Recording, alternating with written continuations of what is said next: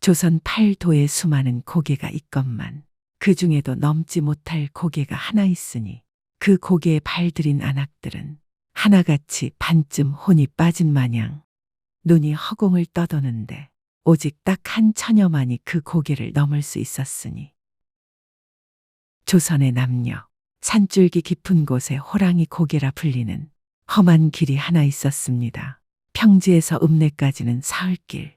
그러나 그 고개만 넘으면 하루 만에 장에 닿는지라 장에 물건을 팔러 가는 아낙네들은 기어이 그 고개를 넘곤 했죠. 허나 요사이 심상치 않은 소문이 떠도는데 어우, 또 그 고개에서 당했다는구만. 누구 말이요? 서신의 큰댁 미주댁이라지. 떡이며 나물이며 죄다 털리고 정신줄도 놓았다더군. 아니, 호랑이가 그랬다던데. 그게 정령 진짜 호랑이란 말이요? 그 고개 사당터에 이르면 어김없이 집채만한 호랑이가 안악들을 막아섰습니다.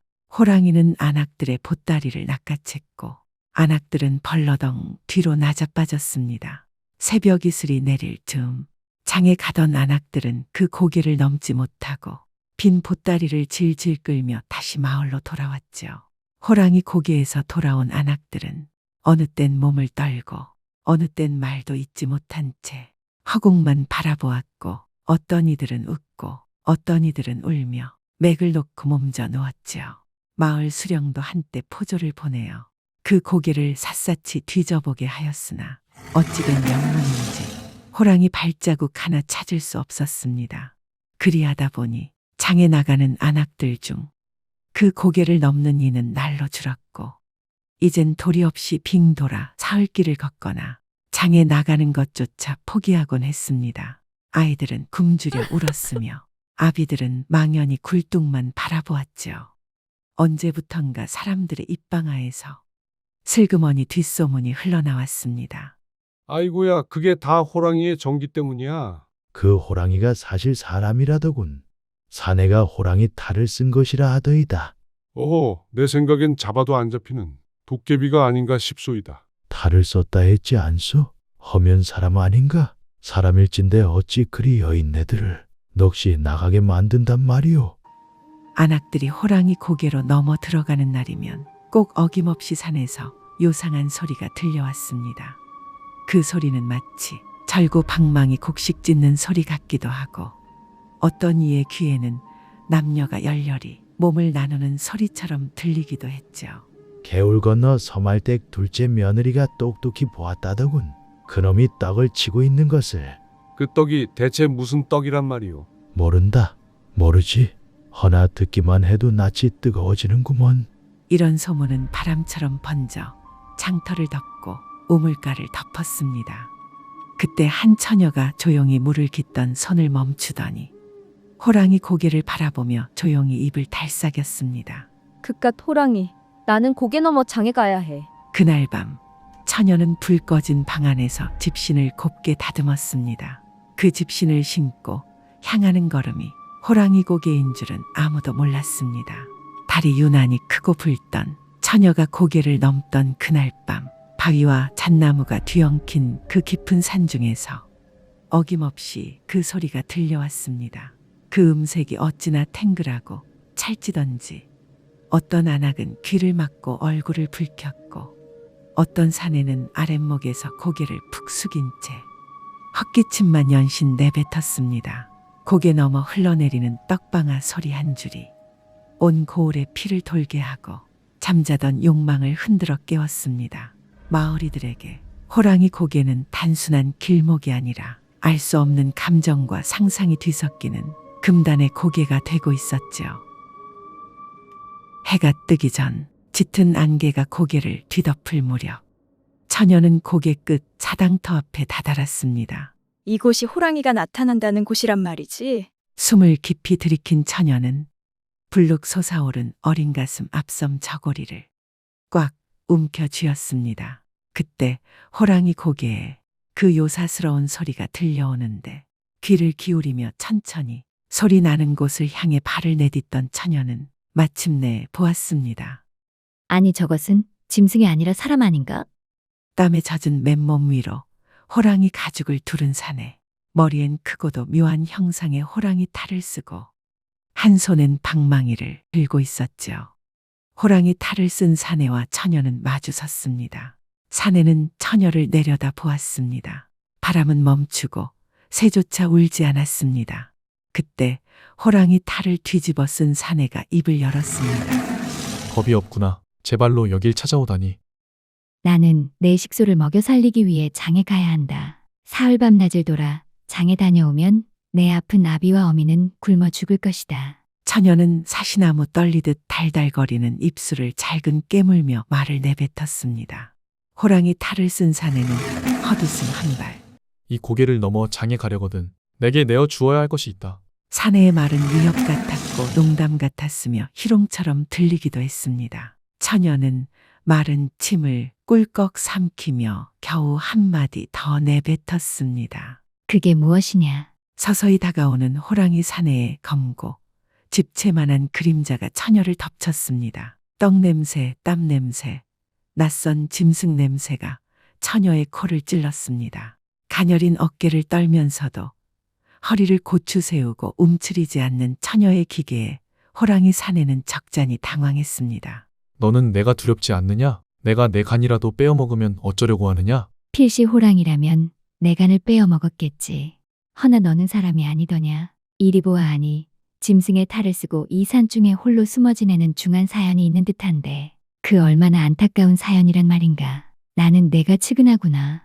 호랑이 사내는 처녀의 말에 아랫도리부터 불끈 솟아오르는 뜨거운 무엇인가가 심장을 적시는 것을 느꼈습니다. 그러더니 이내 눈시울이 붉어졌습니다.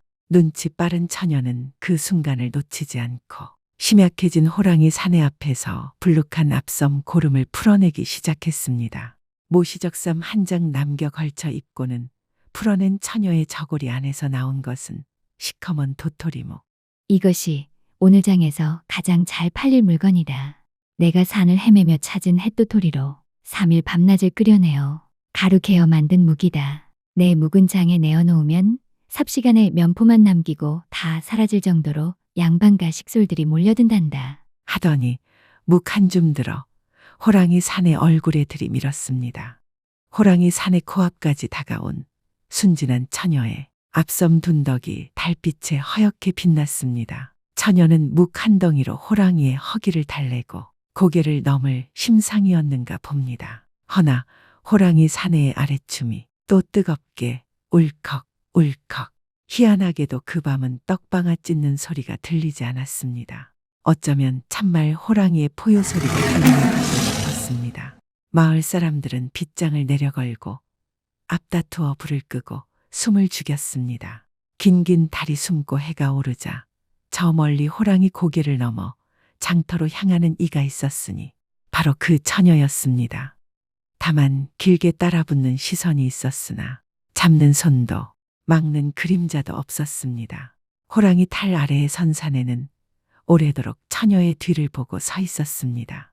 그날 이후 처녀는 호랑이 고개를 넘나들며 장에 다녀올 수 있었습니다. 그 고개를 자유로이 넘나들 수 있는 이는 오직 처녀뿐이었죠. 호랑이 고개를 무탈히 넘나드는 처녀에게 마을 사람들은 장에 팔 물건을 맡기기 시작했습니다. 날이 갈수록 고개를 넘는 처녀의 보따리는 커져갔습니다. 나귀가이다. 수레를 끌 정도로 처녀의 짐은 늘어났고 이제 더 이상 처녀는 도토리묵 한 줌 내다 파는 보따리 장수가 아니었습니다. 그녀는 이제 마을에 없어서는 안 될 중개인이 된 것이죠. 처녀는 호랑이 고개를 넘어야 하는 많은 보부상들의 중개인 노릇을 하며 큰 돈을 벌었습니다. 그럴싸한 가게터를 얻고 물건의 값도 흥정하며 제법 거상의 면모를 풍기게 되었답니다. 가을 보름달이 가득 차던 어느 밤 나귀의 많은 짐을 싣고 호랑이 고개를 오르던 처녀의 눈에 익숙한 사당터가 들어왔습니다. 처녀는 나귀들을 쉬게 하고 걸음을 멈췄죠. 처녀가 보찜에서 고기며 전이며 한 상을 차려내고 앉아있으려니 검은 그림자가 나타났습니다. 어서 오너라. 그동안 무탈이 잘 지내었느지. 꼭 석 달 보름만이지. 그동안 계절이 바뀌었구나. 물끄러미 처녀를 내려다보는 호랑이 사내에게 처녀는 그간의 안무를 물었습니다. 내가 두고 간 식량은 그래 얼마나 남았느냐? 그동안 먹을 것이 부족하진 않았어. 난 이제 내 덕에 이렇게 큰 거상이 되었어. 호랑이 사내는 말없이 처녀를 바라봤습니다. 이어 처녀가 입을 뗐습니다. 그래, 넌 언제까지 여기 이 산중에 몸을 숨기고 살 거야? 이제 그만 그 호랑이 탈을 벗고 사람의 삶을 살 거라. 한양으로 가. 가서 신분을 사고 관직에 오르거라. 내 가문을 다시 일으킬 방도는 그것뿐이야. 호랑이 사내는 본디 풍양 조씨로 사내가 6살 때 영모로 가문이 몰살당하고 어린 사내는 누이와 함께 관노로 귀속되어 모질고 험한 어린 시절을 보냈습니다. 죽을 만큼 매질을 당했던 어느 날 밤 사내는 누이를 두고 관아를 도망쳐 나와 이 고개에 숨어들게 된 것이었죠. 누이를 지키지 못한 죄책감과 세상에 대한 원망으로 사내는 짐승을 탈을 스스로에게 씌운 것입니다. 신분을 사? 그래, 한양에 가면 몰락한 양반의 신분을 살 수 있다고 하더라.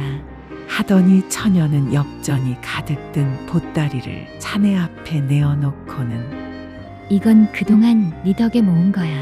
덕분에 가난한 내 아비 몇 끼 고기 반찬 드리고 뜨끈한 아랫목에 두 발 뻗고 쉴 수 있게 되었어. 내가 널 도울 수 있는 방법은 이것뿐이더구나. 어서 가거라. 어서. 처녀는 목석같이 서서 도통 발을 떼지 않는 사내의 등을 떠밀었다. 그때 떠미는 처녀의 손을 덥석 잡은 사내가 오늘이 우리가 보는 마지막인가? 처녀는 아무 말 없이 사내를 올려다 보았다. 그 순간 사내의 입술이 처녀의 입술을 덮었고 그 밤 그 고개에선 여우의 울음과 호랑이의 포효가 그치지 않고 들려왔습니다. 몇 년 후 아니, 어디 풍물패라도 왔는가? 에이, 이 사람아. 지금 관아에 새로 관리가 부임됐다지 않는가?